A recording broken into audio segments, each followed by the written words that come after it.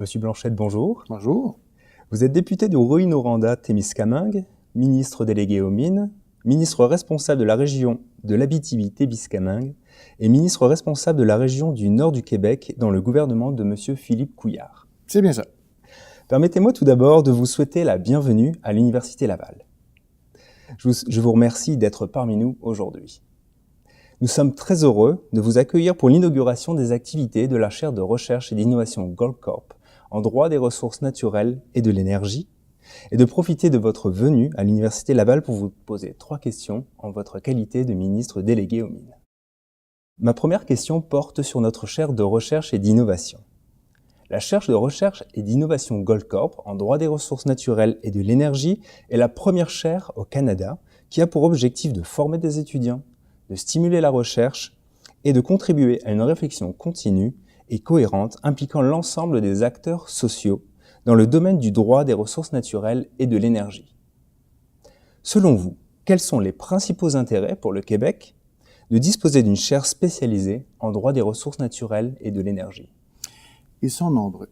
Le premier, je dirais que c'est la productivité. C'est-à-dire quand arrivent des thématiques ou des conflits ou une jurisprudence à monter, pour des raisons de productivité et de développement d'expertise, on aime bien pouvoir se référer au monde universitaire de façon à avoir des réponses les plus documentées, réfléchies que possible.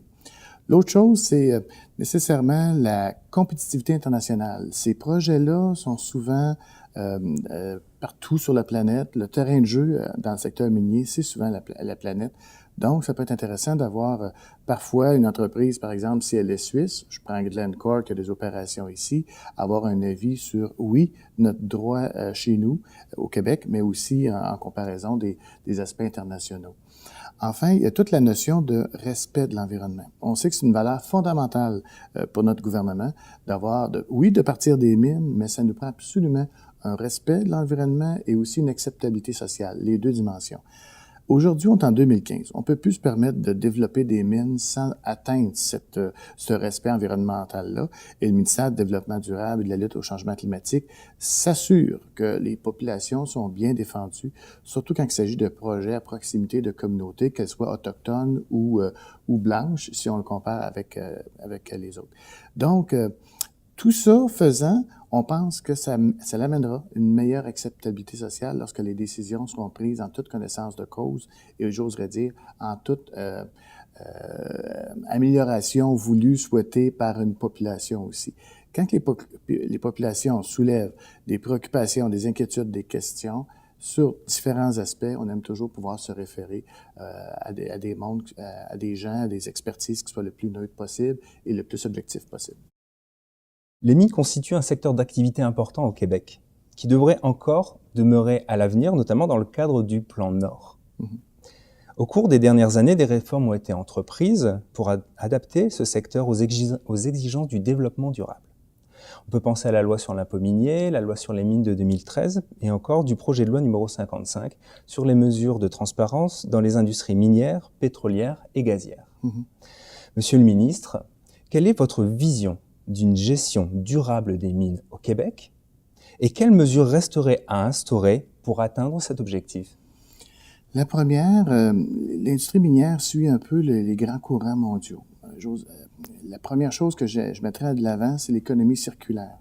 C'est qu'au-delà de l'exploitation des mines, il faut peut-être penser et prévoir déjà aux métaux secondaires qu'on appelle le recyclage. On a une usine qui fait du recyclage et qui s'approvisionne partout dans le monde, qui s'appelle la fonderie Horn à Rouyn-Noranda et qui récupère notamment toutes les chips électroniques dans les ordinateurs et autres. Là. Donc, et une réutilisation, parfois quand on démantèle une mine, les équipements sont encore bons, donc pouvoir réutiliser ça.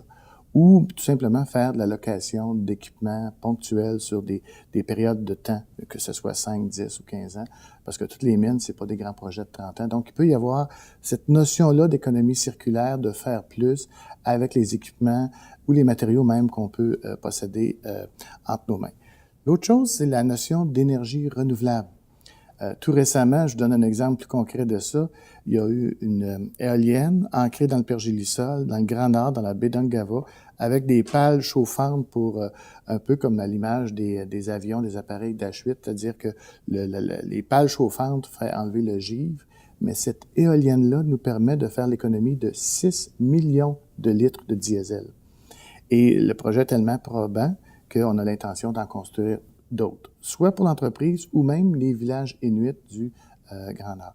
Même chose pour tout ce qui s'appelle les mines à proximité de l'hydroélectricité. On sait que l'hydroélectricité est moins dommageable, donc ça, c'est des énergies renouvelables. Mais si on peut faire mieux avec les énergies fossiles, comme le gaz naturel liquéfié, il y a des projets qui se rattachent à ça aussi. Donc, il y a de l'ouverture pour pouvoir faire de tels projets. Et quelque chose que je mène présentement, c'est les orientations gouvernementales en matière d'aménagement de territoire. Donc, d'avoir une meilleure conciliation des usages de territoire avec les communautés qui habitent le territoire et aussi les projets miniers. Comment peut-on arriver à mettre des mesures de mitigation ou d'atténuation qui permettent une meilleure acceptabilité sociale globale des projets? Tout ça dans un respect de l'environnement. Le Québec a hérité d'un passif environnemental minier regroupant un total de 713 sites abandonnés, selon l'inventaire du ministère de l'Énergie et des Ressources naturelles, en date du 31 mars 2014. Vous êtes engagé dans un plan de restauration visant à une décontamination complète de ces sites d'ici 2027.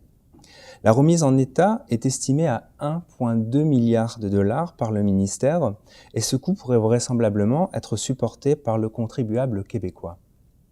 En vue de limiter le fardeau financier des Québécois, pourrait-on envisager de financer cette restauration par un principe inspiré du pollueur-payeur?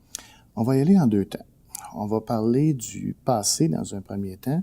D'ici 2022, on a l'intention de dépolluer, c'est-à-dire de restaurer tous les sites contaminés à 50%. Et d'ici 2027, comme vous l'avez dit, 100%. Ce passif environnemental-là était pour la reprise des parcs orphelins qu'on appelle dans le jargon, c'est-à-dire pour lesquels il n'y avait pas possibilité de poursuivre les entreprises anciennement propriétaires qui ont pu polluer. Ça, c'est le passif environnemental que, oui, les gens vont avoir assumé.